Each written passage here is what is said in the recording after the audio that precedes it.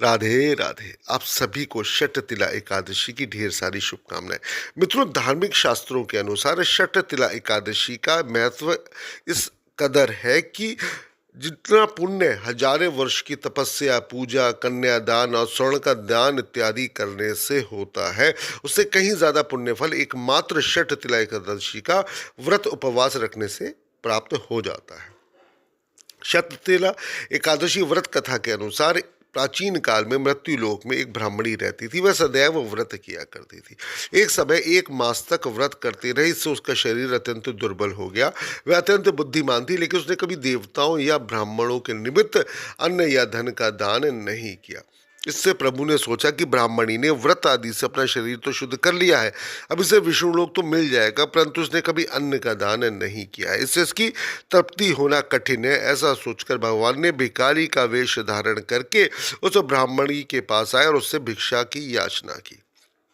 ब्राह्मणी बोली, महाराज किस लिए आए हो? भगवान ने कहा, मुझे भिक्षा चाहिए। इस पर उसने एक मिट्टी का ढेला उनके भिक्षा पात्र में डाल दिया और उसे लेकर प्रभु स्वर्ग लौट आए।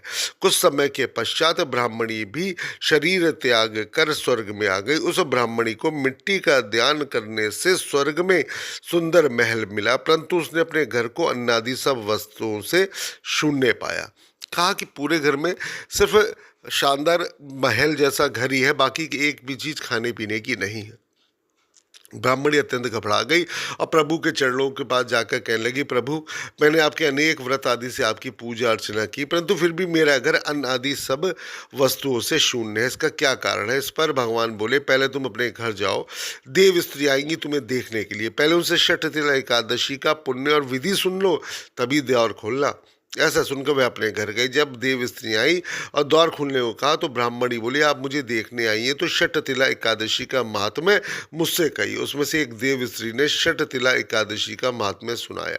तब ब्राह्मणी ने द्वार खोल दिए। देवताओं ने उसको देखा कि ना तो वह गंधर्वी है, ना असुरी है, वरन पहले जैसी मानुषी ही है। उस ब्राह्मणी ने उनके कथनानुसार शटतिला एकादशी का व्रत किया। इसके प्रभाव से वह सुंदर और रूपवती हो गई तथा उसका घर अन्नादि समस्त सामग्रियों से युक्त हो गया। इसी कारण हर मनुष्यों को शटतिला एकादशी का व्रत और किसी भी तरीके का लोभ न करके तिलादि का दान करना चाहिए। इससे अनेक प्रकार के कष्ट, दुर्भाग्य, दरिद्रता दूर होकर मोक्ष प्राप्त होता है। इस दिन पूजन, हवन, प्रसाद, स्नान, दान, भोजन और तर्पण में तिल का प्रयोग किया जाता है। मित्रों, यह छोटी सी कथा लेकिन बड़ी जबरदस्त और शानदार कथा है। इस आज के दिन ध्यान रहे, तिल का आपने दान अवश्य करना है। इससे आपके समस्त संकट दूर हो। और आप सभी से एक विनम्र निवेदन है, अगर आप किसी के साथ अच्छा ना कर सके तो उसके साथ बुरा ना करें। देखिए, दुनिया में अगर आपको लगता है लोग बुरा कर रहे हैं, उनका अच्छा हो रहा है, तो चिंता बिल्कुल ना करें। उनके पुण्य क्षीण होने पे उनको उनके प्रारब्ध की प्राप्ति ठाकुर जी के अनुसार अवश्य होती है। राधे राधे। श्री कृष्ण गोविंद हरे मुरारी, हे नाथ नारायण वासुदेवाय। हरे कृष्ण कृष्ण कृष्ण हरे हरे, हरे राम राम राम हरे हरे, हरे राम राम हरे हरे, हरे कृष्ण कृष्ण कृष्ण हरे हरे। राधे राधे।